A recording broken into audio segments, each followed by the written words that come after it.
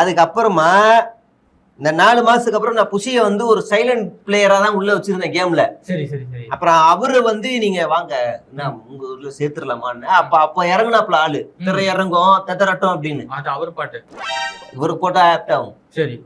இவரு ஒரு 10% புஷி 10. சரி புஷிட்ட தமிழ்நாடு முழுக்க 10% இருக்கு. அவர் ஒரு ஆள்கிட்டே இருக்கு. அவர் ஒரு ஆள்கிட்டே இருக்கு. தளபதிக்கே அவ்வளவு இருக்குதேப்பா. இல்ல இவர்கிட்ட புஷிட்டே இருக்கு. நான் கண் கூட பார்த்தேன். நான் அப்படி போயிட்டு இருக்கேன், ஒரு ஆள் ஒடியாந்து சால்வே போட்டாரு.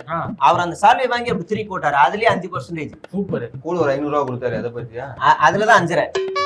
அப்புறம் இன்னொரு பாத்தீங்கன்னா புஷி வந்து பாத்தீங்கன்னா அப்படி இன்னொரு நாள் இப்படி போனாரு.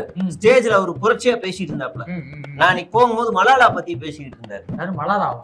மலாலாங்கிறவங்க ஒரு ஃபெமினிஸ்ட் பாகிஸ்தான்காரவங்க. சரி. அவங்கள பத்தி எப்படா இவருக்கு தெரியும்? கல்விக்காக ஒரு போராடிய ஒரு பெண்ணை பத்தி இவர் ஒரு 5 நாளா உட்காந்து படிச்சிருக்காரு ஆளு. சரி சரி. யாரையும் டிஸ்டர்ப் பண்ணாதீங்க, இதை முடிச்சுட்டு தான் நான் வெளியே வருவேன். அந்த புத்தகம் தீ மாதிரி என் நூல் பரவிக்குது அப்படின்னு ஒரு ஃபுல்லா முடிச்சாரு. சரி சரி. அப்புறம் அது முடிச்சுட்டு இவர் வரும்போது சேவின் பயணங்கள், அதாவது கியூபாவுக்கு முன்னால் சேவின் பயணங்கள், சின்ன வயசில் ஆஸ்துமால பாதிக்கப்பட்டு எப்படி கியூபாவுக்குள்ள வராரு, எப்படி அந்த ரயில கவுத்து ஆயுதங்களை கைப்பற்றுறாரு, அதுக்கப்புறம் ஃபிடலுடைய நெருக்கம் ஏற்படுது, ஒரு இரவுல புரட்சி தீப்படுது, அதை எல்லாத்தையுமே தன்னுடைய வாழ்க்கையில ஒப்பிடுறாரு.